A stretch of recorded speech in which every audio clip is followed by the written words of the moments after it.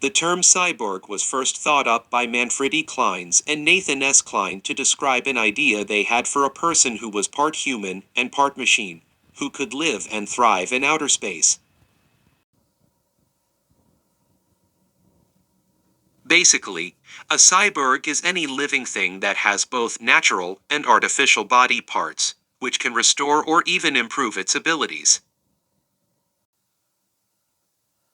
Speaking of amazing technology, Neil Harbison had a cyborg antenna implanted in his head, which allows him to perceive colors beyond what the human eye can see through vibrations in his skull.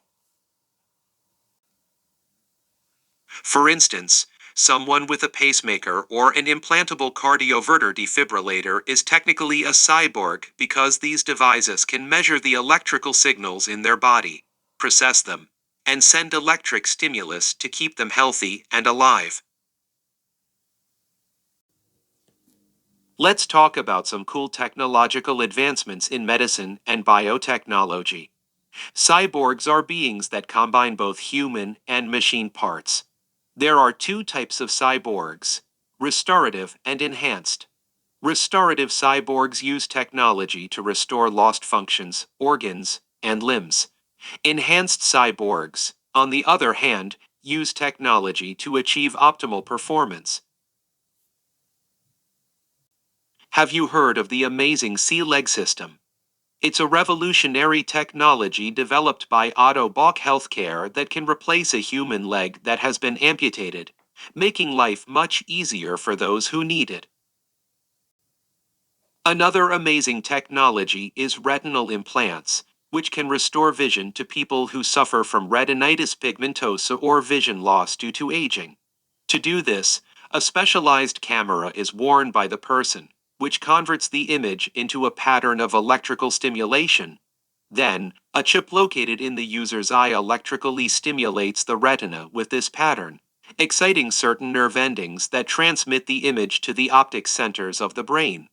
Pretty cool, right? The world of wearable tech has expanded to include devices that can be implanted into the body, woven into the skin, or even worn as clothing. One example is Body Net, a wearable device that sticks to the skin to monitor a person's health. It's a convenient way to keep an eye on your well-being. Next, have you ever heard of deep brain stimulation? This amazing process has helped people with Parkinson's disease, Alzheimer's disease, epilepsy, chronic headaches, and mental disorders. Basically, doctors implant brain pacemakers or electrodes into the part of the brain that's causing the disease. These devices then stimulate the brain with bursts of electric current, which can disrupt the oncoming surge of seizures. Last but not least, there's the artificial pancreas. This amazing device acts as a substitute for the lack of natural insulin production in type 1 diabetes patients. It's an incredible development that can greatly improve the quality of life for those affected by the disease. Finally, there's some really exciting research being done on bacterial cyborg cells. Scientists have been able to create a synthetic hydrogel inside the bacterial cytoplasm of Escherichia coli cells, which makes them resistant to environmental factors, antibiotics, and high oxidative stress. These cells could become a whole new class of drug delivery systems. Did you know that there are also animal cyborgs out there? RoboRoach, for instance, is a kit that uses microstimulation to control the movements of a cockroach using a Bluetooth smartphone as the controller. And there are even cyborg jellyfish that swim almost 3 times faster thanks to a microelectronic prosthetic. Hey there.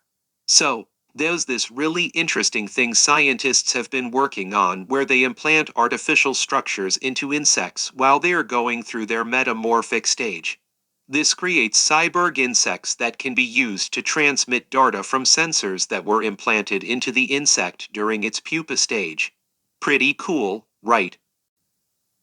In the military, these cyborg insects could potentially be used to survey an environment and get information that would be difficult or impossible to gather otherwise. The way it works is that there's a little camera attached to the insect, and it's mechanically steerable. The camera streams video to a smartphone via Bluetooth.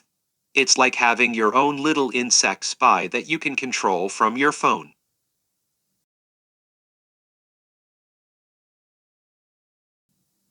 Hey there. Let's talk about the future of space travel and how technology can help keep us safe.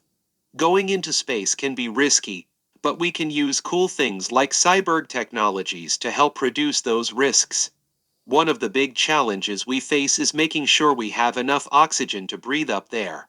And then there's the issue of radiation exposure, which can be harmful to our bodies. But here's the exciting part: scientists have been experimenting with giving special drugs to monkeys that seem to help them resist radiation better. Hey there! In the near future, there will be amazing new devices that can be implanted in our bodies to provide us with sensory information and connect us to different networks. These devices will be able to link up with commercial, medical, and even governmental networks.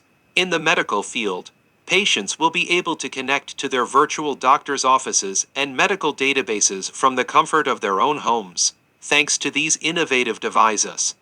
By collecting data from these telemetric implants, patients will be able to receive medical prognoses that are specifically tailored to their needs.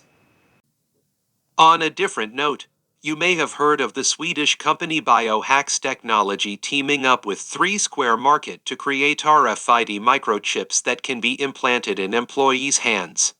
These nifty chips give employees access to various areas, including offices, computers, and vending machines.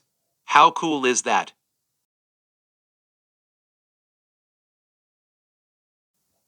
When we use technology to enhance our abilities, we're actually creating a kind of cyborg system. That means we're combining our biological bodies with mechanical components to make us stronger and more capable. We do this all the time in our everyday lives, like using a calculator to help us do math or writing notes with a pen and paper. Even using a computer or phone to access information is a kind of cyborg augmentation. So, in a way, we're all already cyborgs, whether we realize it or not.